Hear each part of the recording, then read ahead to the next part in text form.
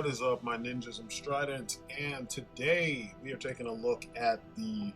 Actually, it's something I said I was never going to do, which I didn't. This was actually donated or sent to me, I should say, not donated, by TJ347. Thank you as usual, homie. He wanted to see what I thought about this figure subscription service figure because she's a character that many of us who dig Cobra Law, we need in our collection. So I have a lot to say about this figure because, you know, there are a lot of aspects about it that need to be discussed, you know, and they need to be discussed from a objective perspective, because too many of the reviews of this figure seem to be all focused on the fanboy portion, you know what I mean? Everybody's fanboying, and it's weird because so many people hate Cobra Law, yet so many people love this figure. So I'm not going to look at it as like a gift from God. I'm going to look at it as a figure, and I'm going to tell you what it does right and what it doesn't do.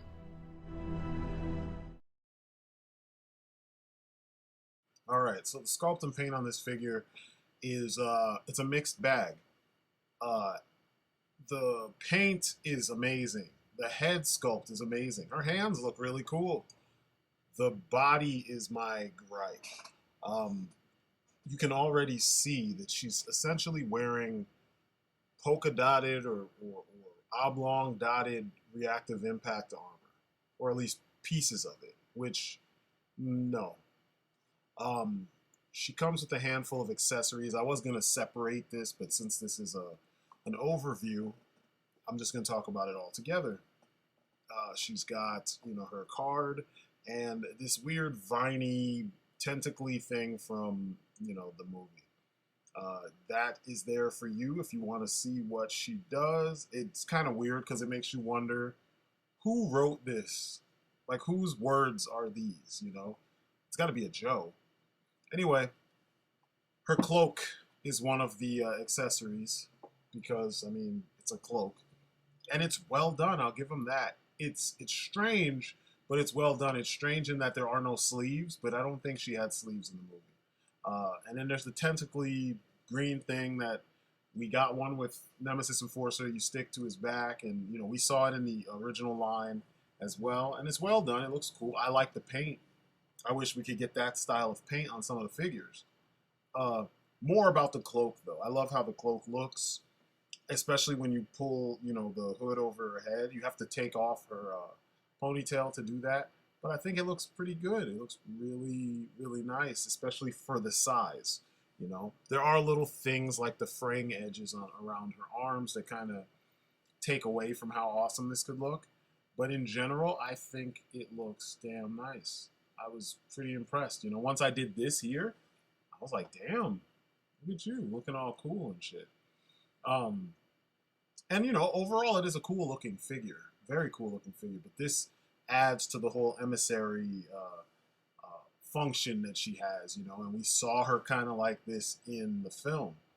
But the head sculpt is fucking amazing. I'm going to go into more detail on the head sculpt here in just a second. Actually, I'm going to go into that right now. So, the head sculpt. Beautiful head sculpt done by Boss Fight Studios.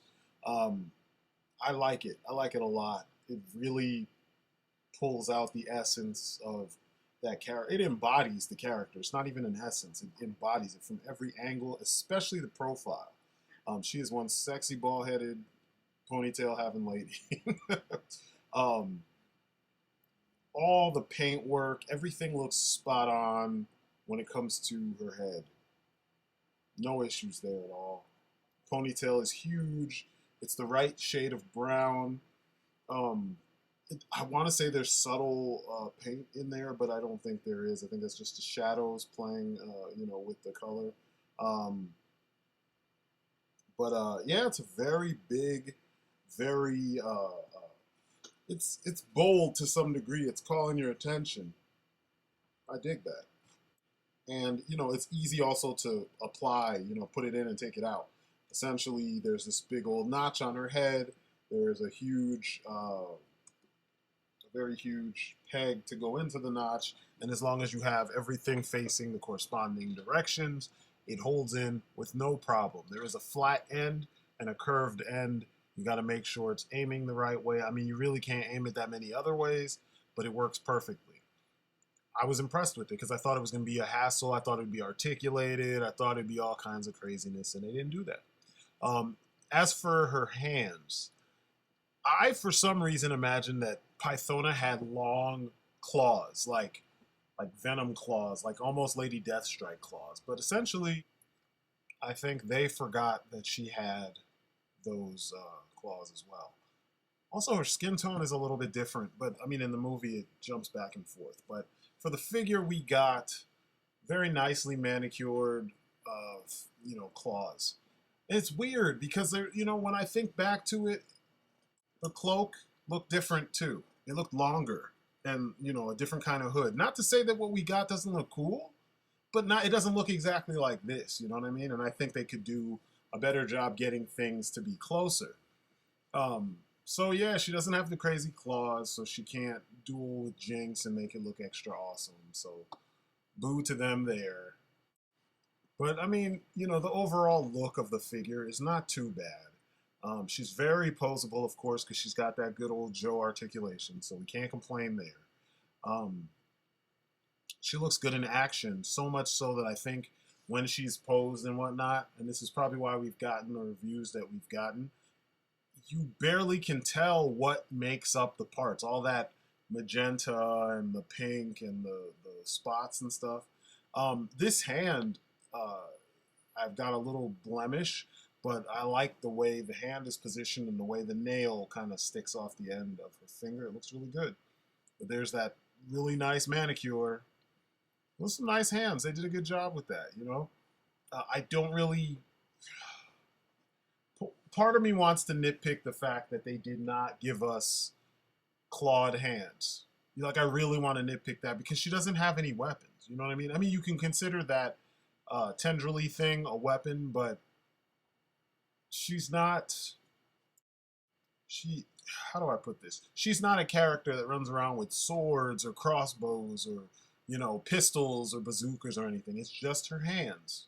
You know what I mean? And the outlandish shit that she had from Cobra Law. So you would think that they would have given her more of that. And this could have been just an extra pair of hands that you pop on when you want to, have her fight.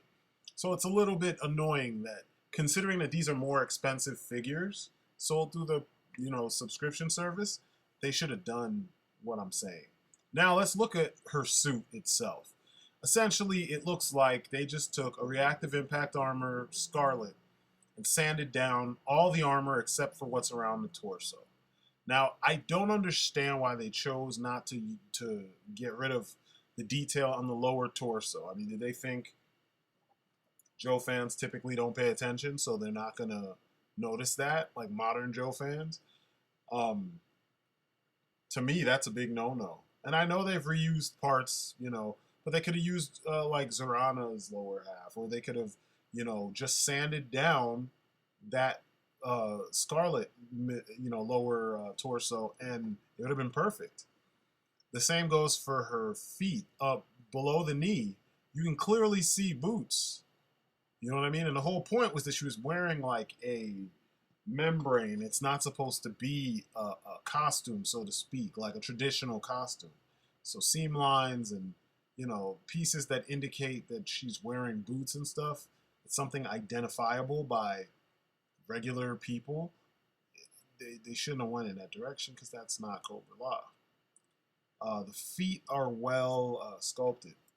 I like that there's a definite separation between the big toe and the smaller toes. That looks good. They even put the wrinkles on it to make it look like it matches the wrinkled boot part.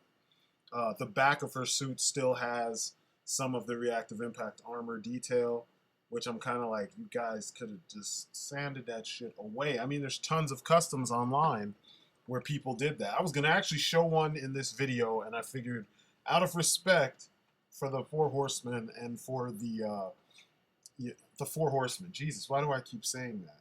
I had to cut that out earlier and redo it. Well, respect for Boss Fight Studio. I'm not going to do it. But, you can see there's an overall essence of the overall design present here with this figure, and it's not terrible, but it's just that if you know what you're looking at, they could have chose better. I mean, that's just lame. That's so lame. You know what I mean? Like, when I first looked at it, immediately that's what came to mind, and I'm like, come on, you couldn't have picked something better. You couldn't have just sanded the shit down. Like, come on. It just, no, no, Hasbro, no. Not for the extra money that people are trying to, get for these figures, and not for what they cost, within the subscription service. That's just not cool. I mean, she goes for upwards from 50, to $100, and they couldn't have given her her own independent body or sand down an existing body, once you do your first mold and then cast from that. It just feels lazy to me. Like, when you pay more for the product, you should be getting more. And once again, you're not. Don't get me wrong, though. This is not the worst usage of a pre-existing body or accessory or whatever. It's a good use because it's hidden fairly well. It's just the fact that it exists at all in this capacity sucks, in my opinion, because you're paying extra money for it. I mean, like, you don't even have to be a rocket scientist. You don't have to be hardcore and get all up on your Joes and look at them in harsh detail to see the issues. Now, I do have an issue with the one true accessory that she has. This thing, I don't think it's bendable. I've tried to pose it and stuff, and it doesn't hold any poses. It doesn't have anything to make it interact with your Joes except for the peg. Why? Like, why? Do any of you guys really dig this thing? Because I don't. I don't really think it's that awesome of a thing. I mean, it's something that was in the movie, or similar to something in the movie, but it just feels gimmicky and, like, no, ungimmicky because it doesn't do anything. And it's got that big old peg. So I don't know if I'm impressed. I do know I'm not impressed with this green thing. I feel like they could have just left it out altogether and spent the extra money making it more accurate.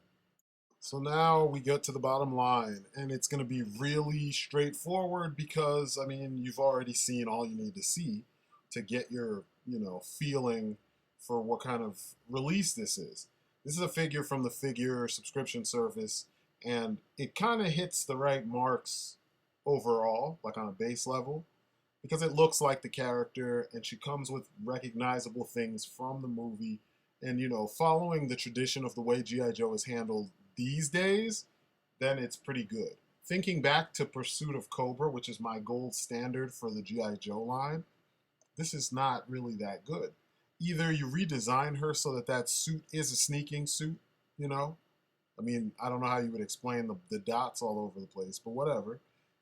And then you go from there. If you're not going to do that, then you just end up with a weird version of the costume. It's almost like she's cosplaying. Now, she does look cool next to other Cobra La-oriented characters, because that's definitely what I wanted Steno for. But, on her own, if you actually play with her and look at her, it's easy to dismiss the parts that belong to other characters, but it is easy sometimes to fall, for your eyes to kind of stick to those parts, and I don't like that. So, this is one of those things where it depends on the person. If you love Cobra La, you'll probably love her and you won't complain. But for me, I need a little bit more, and it just seems like it's a pass for me, as is the majority of the FSS figures. They're just, in my opinion, they're just doo-doo. For the price, too, they're like double doo-doo. Double doo-doo. Now, don't get me wrong. She's a nice-looking figure.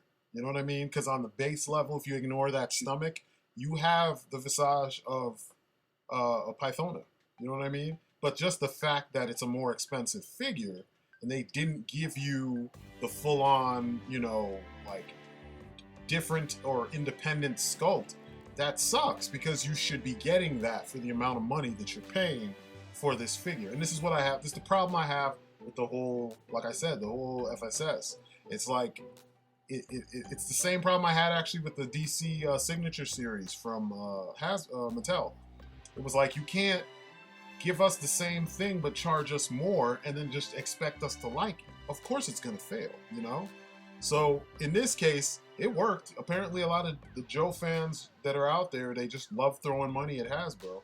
But to me, this one it's okay. It's okay. So if you like her, you're going to want it. If you don't like Pythona, you're probably going to steer clear of this one.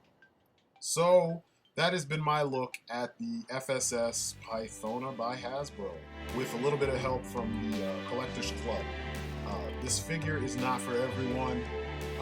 It's kind of for that gray area of fans that just want anything G.I. Joe and that are not as discriminating as some of us longtime G.I. Joe collectors. And you know, maybe I'm just a more harsh critic when it comes to what I want to spend money on. But anyway, that's it for me. You guys have been great. As always, that is my story and I'm sticking to it. And hopefully, you know, you dug the review. Hopefully I helped someone. So that's it for me. You guys have been great. Peace outside. Thank you for watching my video. If you enjoyed what you saw, please give it a like, a share, let your friends know. Check me out on social media. All the links are in the description. And if you really want to help me out big time, jump on Patreon and support the channel. Every little bit helps, the smallest amount to the largest amount. And last but not least, check out my comic, War of the Gods. Issue 2 is on sale now on Indie Planet. And the links are in the description. It's some superhero fun. And as a smaller independent book, it needs all the views, all the eyes on it as possible. So check it out, show it to your friends. Every view helps greatly. And yeah, that's it for me. Thanks again.